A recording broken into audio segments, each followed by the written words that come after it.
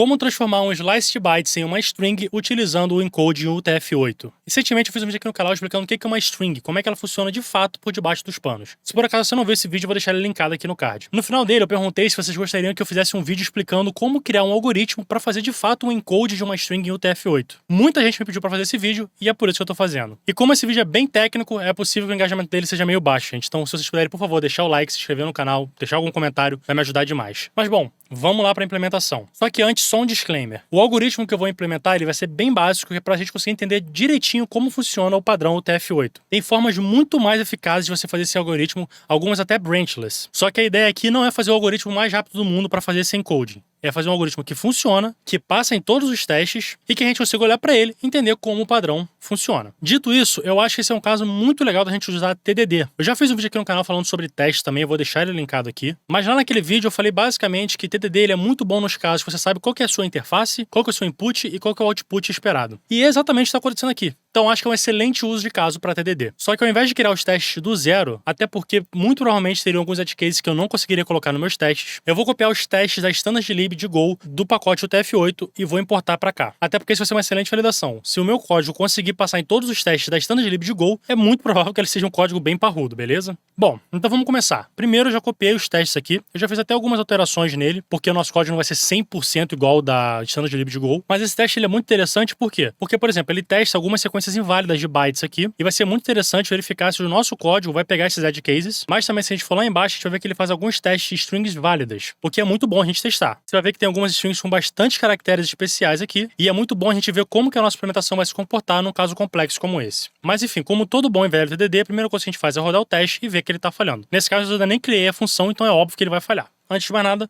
vamos criar a nossa função. A função ela vai se chamar decodeRun, e para ela eu vou passar um slice de bytes. E o que eu quero retornar dessa função? Eu quero retornar a runa, né, que foi decodada desse slice, o tamanho dessa runa, eu vou explicar isso melhor daqui a pouco, e o erro, caso eu encontre algum erro. E uma coisa que vocês vão reparar, gente, é que para você fazer o decode é muito mais fácil do que você verificar se o input é válido. A verificação se o input é válido é muito complexa. Eu vou fazer aqui, mas vocês vão ver que fica complicado. Mas beleza, a nossa função tá aqui. E por onde começar um exercício desse? Obviamente, pela especificação. Eu vou colocar esse link aqui na descrição, mas se você quiser é só botar no Google UTF-8 RFC que você vai achar também. Cara, o RFC de UTF-8, ele é bem pequenininho, ele é bem enxuto, é muito bom para vocês pararem, darem uma lida, mas uma das coisas mais importantes desse RFC é essa tabelinha aqui. É ela que mostra pra gente como que vão ser encodados caracteres de 1 byte, 2 bytes, 3 bytes e 4 bytes. Então a primeira coisa que eu vou fazer é copiar isso aqui, eu vou lá no nosso código e eu vou colar essa tabela, porque a gente vai toda hora precisar ficar voltando nela. Então eu vou deixar ela aqui como comentário e qualquer coisa a gente volta nela pra ver.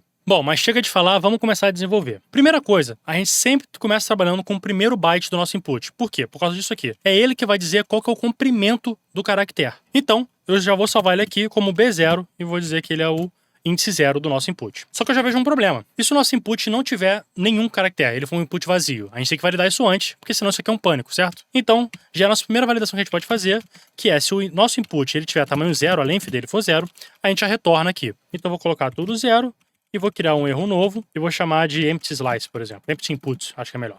Tá, e agora o que eu preciso fazer? Eu preciso descobrir quantos bytes eu vou consumir do meu input. E para fazer isso, eu considero o primeiro byte. Então, eu vou criar um switch aqui, mas poderia ser um if-else também, dá no mesmo, tá? E vou começar a criar nossos casos. Bom, a primeira coisa é que a gente sabe que ele é totalmente compatível com ASCII. Então isso significa que os 128 primeiros caracteres são caracteres ASCII. Então a gente sabe que se esse byte for menor do que 128, que é o primeiro caractere que não existe na tabela ASCII, a gente sabe que ele é um caractere ASCII e a gente pode só retornar ele direto. Então para verificar isso, eu vou ver se o nosso B0 ele é menor do que 128. Se ele for, o que eu vou fazer? Eu vou dizer que é a nossa runa. Eu vou simplesmente mudar o tipo, porque Go é fortemente tipado, né? Eu vou dizer que é o nosso B0, essa é a nossa runa, sem precisar fazer nenhuma conta. O tamanho dela vai ser 1, porque ela só consumiu 1 byte, e não vai ter erro, então não preciso colocar nenhum erro aqui. Eu já posso retornar aqui, né? Então return, nossa runa, o tamanho, e nulo, porque não tem nenhum erro. Se chegou até aqui, não teve nenhum erro. Uma coisa que eu vou fazer aqui, só para mudar a consistência, em vez de usar o nome da variável de size, eu vou botar o nome dela de s, tá? É só consistência, isso não faz a menor diferença.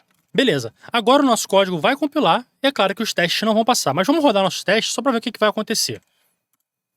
Beleza, os nossos testes falharam, como já era esperado, mas pelo menos agora o nosso código compila. Vamos continuar, colocar o nosso próximo case aqui. Só que eu vou botar alguns comentários aqui para ajudar a gente a lembrar, tá? Então isso aqui é ASCII. E uma coisa que eu gosto de fazer quando eu tô trabalhando com binário, esses valores assim, eu não gosto muito de usar decimal, no caso 128. Eu particularmente prefiro usar hexadecimal.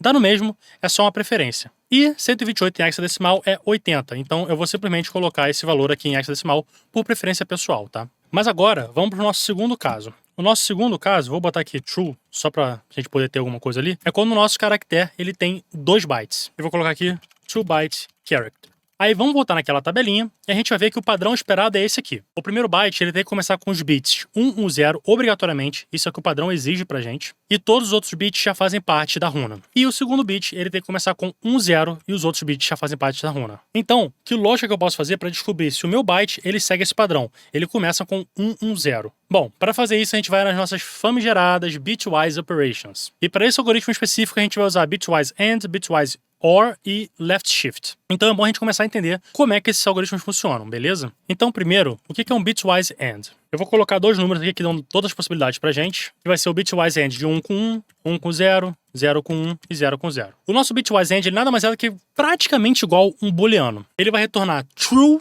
se os dois valores forem verdadeiros, ele vai retornar false se os dois valores forem falsos, e se um valor for verdadeiro e o outro falso, ele retorna falso também. Então, o resultado de bitwise AND entre esses dois números é o seguinte: 0 com 0 vai dar 0, 0 com 1 vai dar 0, 1 com 0 vai dar 0, e 1 com 1 vai dar 1. Como é que a gente pode usar esse bitwise ao nosso favor? Bom, eu preciso saber se o nosso número ele segue esse padrão aqui. É relativamente simples, né? Eu sei que os bits finais não me importam, não interessa o que está ali, então eu posso simplesmente zerar tudo, porque bitwise de 1 com 0 vai dar 0, de 0 com 0 vai dar 0, eu posso só zerar aquilo tudo, não é relevante para mim. É aqui que chega a parte interessante. Para eu saber se o primeiro bit está acertado, eu preciso verificar ele com 1.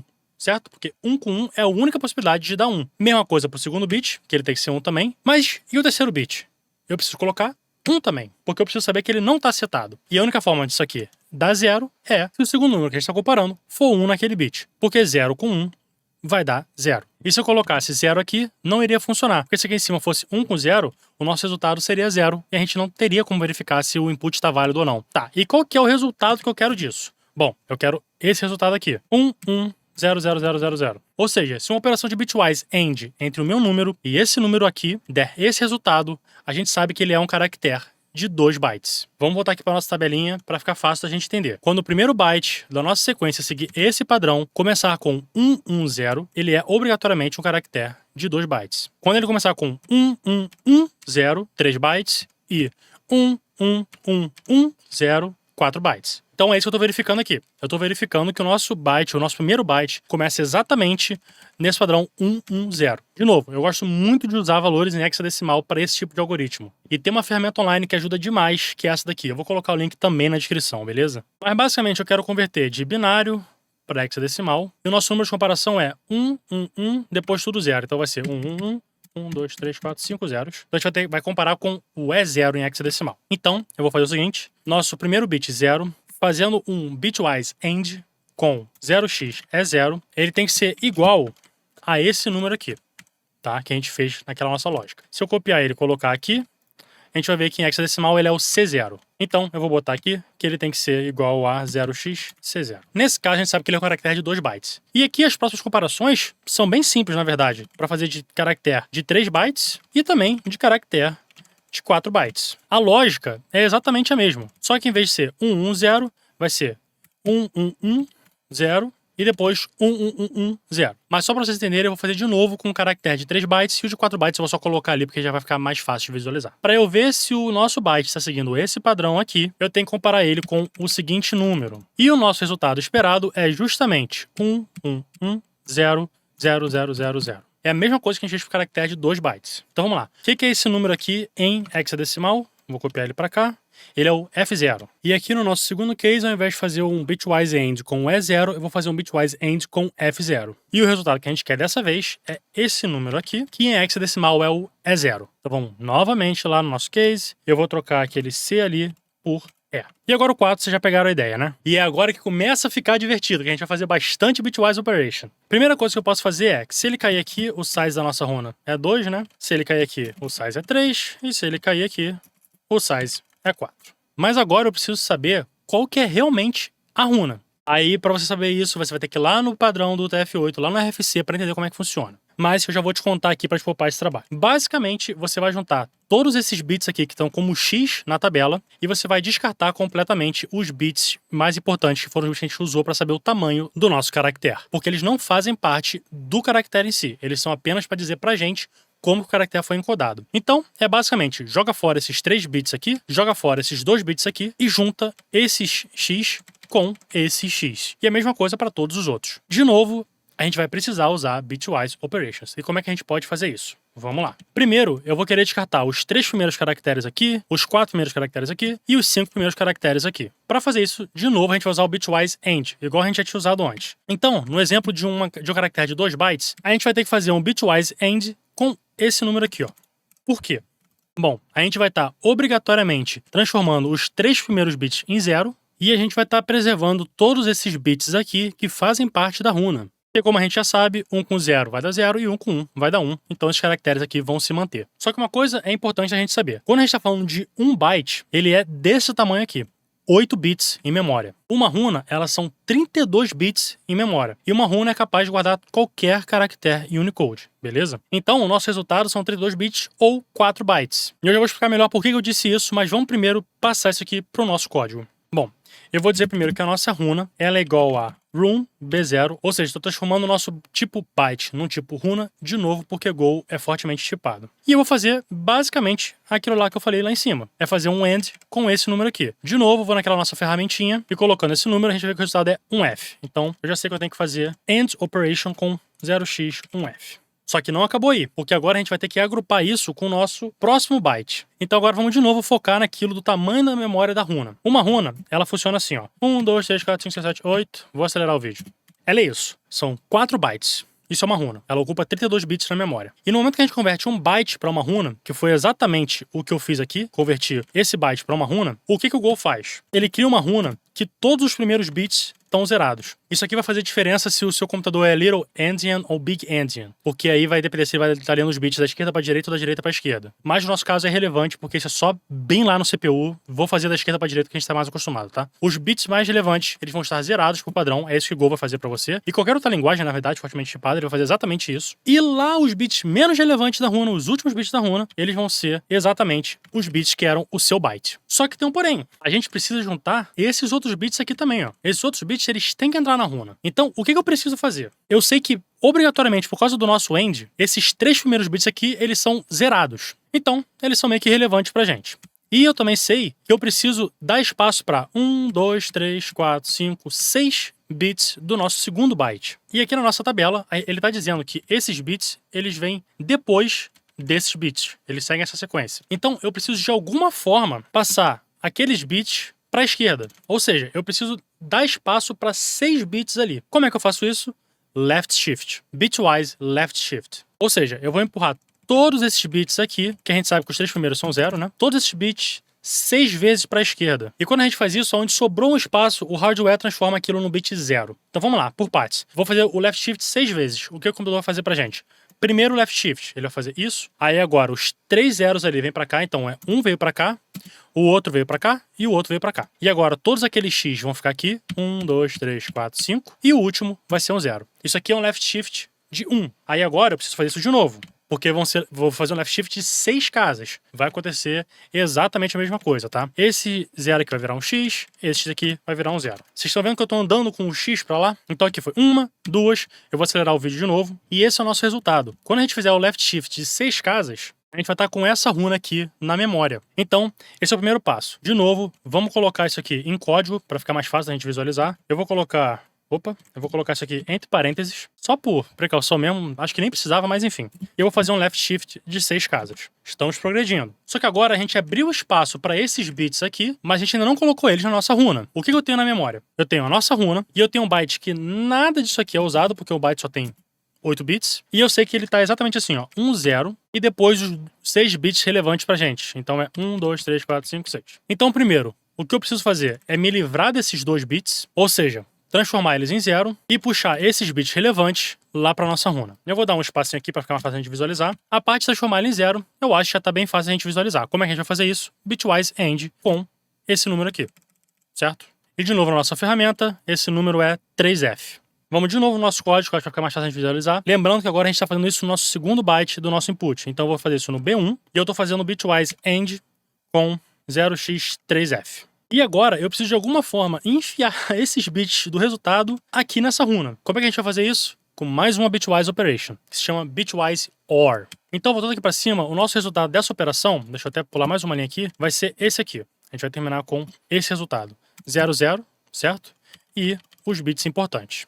E aí, de novo, eu preciso falar para o Go transformar isso aqui em runa para a gente ter tudo isso aqui em memória, ficando assim. E olha só que interessante, os nossos bits importantes, eles estão aqui, e os bits do nossa runa original estão zerados. Então o que eu quero fazer? Eu quero migrar esses bits daqui aqui para cima. Como fazer isso? Usando bitwise operation OR. É bem parecido com OR de booleanos mesmo, tá, gente? Então, basicamente, como é que funciona o bitwise OR? 0 e 1 vai dar 1, porque é um ou outro. 1 e 0 vai dar 1 também. 1 e 1, no caso dos dois seriam verdadeiros, também vai dar 1. E 0 e 0 vai dar 0. Então, eu mantenho exatamente o valor desses bits aqui. Então, voltando de novo no nosso código, primeiro, eu preciso transformar isso aqui numa runa. Então, eu vou fazer rune aqui. E eu preciso fazer o bitwise OR desse resultado com esse número lá de baixo. Vou botar mais um parênteses aqui, para ter certeza que está tudo certo. E vou fazer isso.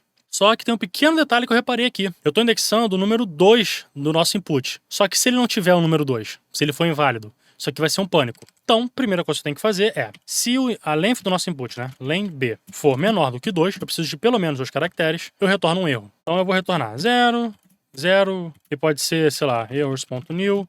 Vou botar aqui invalid length, por exemplo. E a gente vai fazer exatamente a mesma coisa pro caractere de 3 bytes e pro caractere de 4 bytes. De novo, eu vou verificar se a nossa length é menor do que 3, porque nesse caso eu preciso de 3 bytes. E aí, vamos de novo para a loja dizer que a nossa runa, ela vai ser, primeiro, vou transformar nossa B0, vou zerar ele. Nesse caso, o caractere 0x, 0f. Isso aqui eu meio que já sei de cabeça, gente, mas pode ir lá naquela ferramenta conferir, tá? Então, primeiro eu zerei os bits, depois eu vou fazer um left shift de 12 casas. E aí, a gente vai fazer um OR, agora com o nosso B1. Então vai ser run B1. Nesse caso, para zerar é o 0x3f. A gente vai fazer um left shift de 6 casas, mais um OR. E por último, a gente vai pegar a nossa runa no B2, ou seja, no terceiro índice. Vai zerar também os bits que não são relevantes para a gente.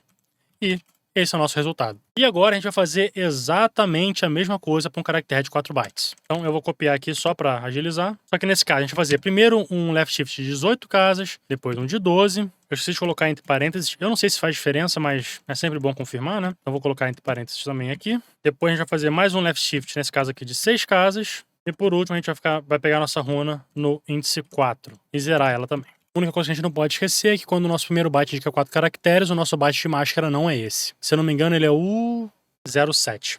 Eu acho que é isso. E aí, gente, eu acho que para fazer o nosso decode, a gente está pronto. Eu vou rodar mais uma vez os testes, mas dessa vez eu vou rodar só o teste que testa o decode de strings válidas. Porque lembra que eu falei no começo do vídeo, verificar se o input é válido é muito mais difícil do que isso que a gente fez. Eu vou fazer, mas é muito mais difícil que isso aqui. Então primeiro vamos só rodar os testes, sabendo que os inputs são válidos para ver o que vai acontecer. Dedos cruzados, tá lá, passou. Bom, gente, conseguimos criar um algoritmo que faz o decode certinho de uma string UTF-8. Só que tem um pequeno problema.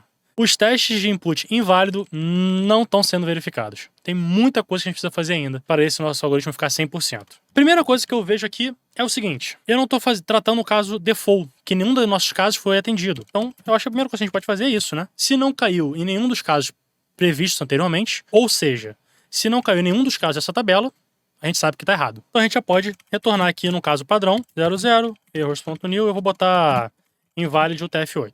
Outra coisa que a gente pode fazer, isso está lá na spec, lá no RFC. Se a gente for lá dar uma olhada, está escrito que os caracteres entre esse aqui e esse aqui são proibidos em UTF-8. Eles são chamados de surrogate pairs ou surrogate halves. Então o que a gente pode fazer? A gente pode verificar se o nosso resultado está nesse range e se ele tiver, a gente sabe que é inválido, a gente retorna um erro. Então vamos colocar isso no nosso código. Se o nosso resultado for maior ou igual a D800 e ele for menor ou igual que TFFF, acho que é isso, né? É isso mesmo. Aí a gente retorna um erro, retorno 0, 0. Eu vou botar aqui que o erro é surrogate halves.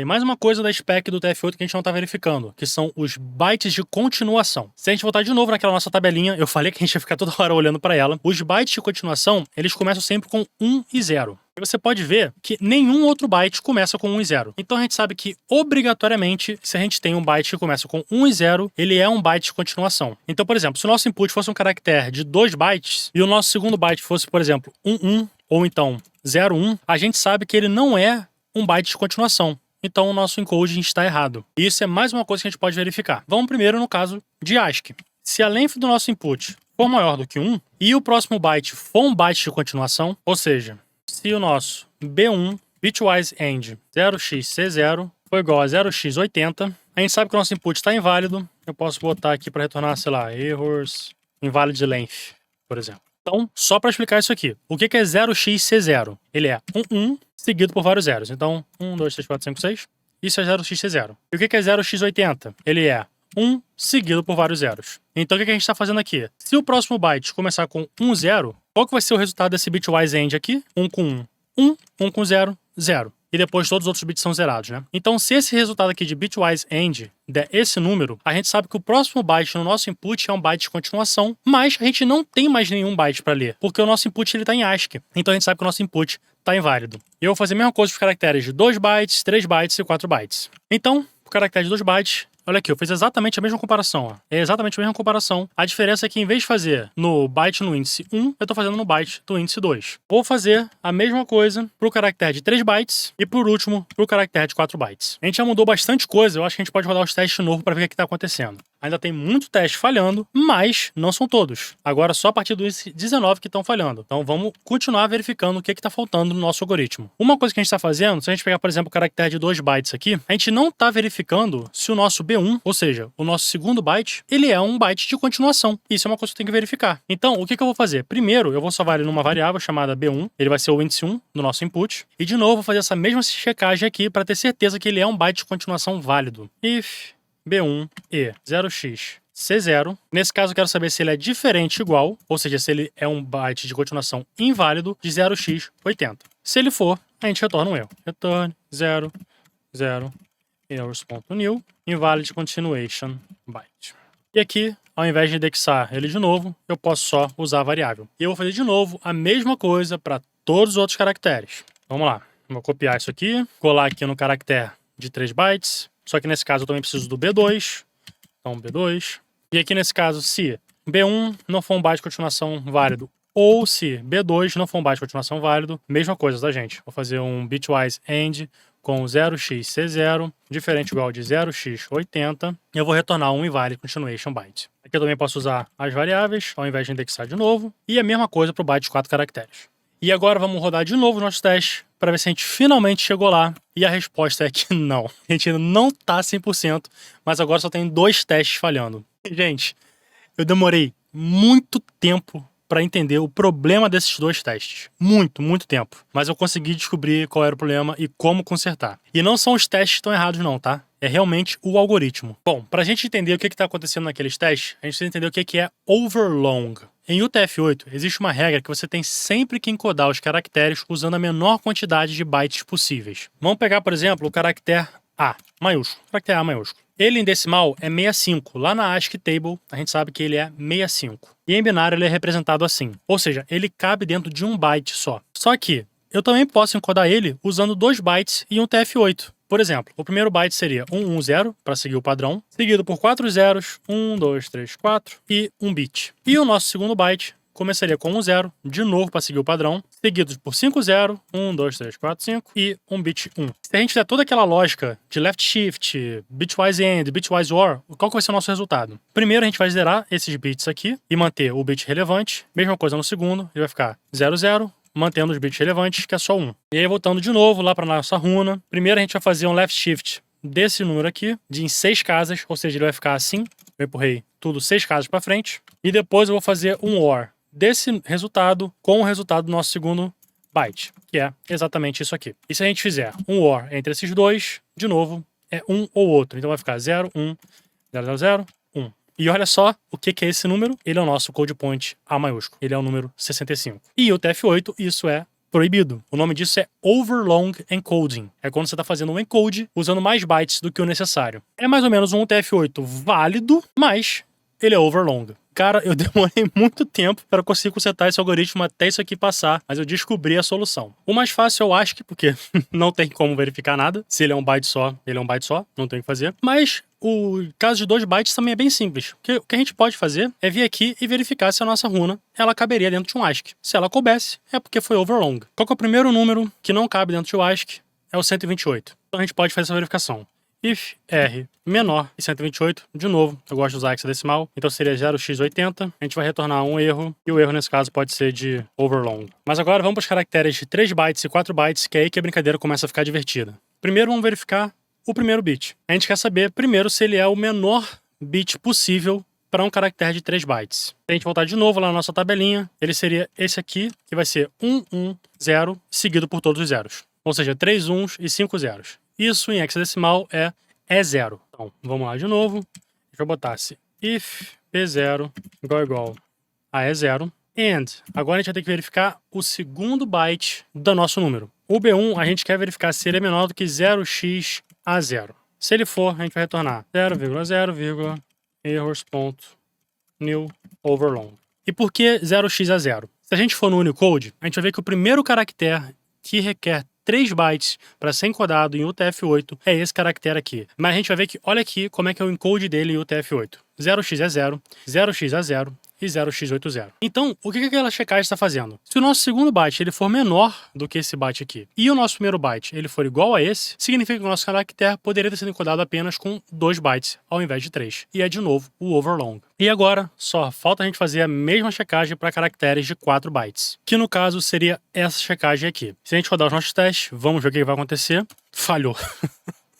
E depois de bater muito a cabeça, eu consegui descobrir qual que era o problema. O Unicode, ele tem um valor mínimo, que é 0. Você não tem caracteres com valores negativos. E o caractere 0 é o caractere null. Só que ele também tem um caractere máximo. E o caractere máximo é esse aqui. Então, qualquer caractere que seja encodado que dê um valor maior do que esse aqui, a gente sabe que ele é um caractere inválido. Só que eu demorei muito tempo para descobrir isso. Mas esse era o problema do nosso teste, era por isso que ele estava falhando. Não é que o teste estava errado, o nosso algoritmo estava errado. E então, como consertar isso? A gente simplesmente vem aqui e faz mais um check. Então, se o nosso R for maior do que aquele caractere, que é o caractere 0x10ffff, a gente vai retornar um erro dizendo que o caractere é grande demais. E aí, finalmente, se a gente rodar o nosso teste, todos os testes passam.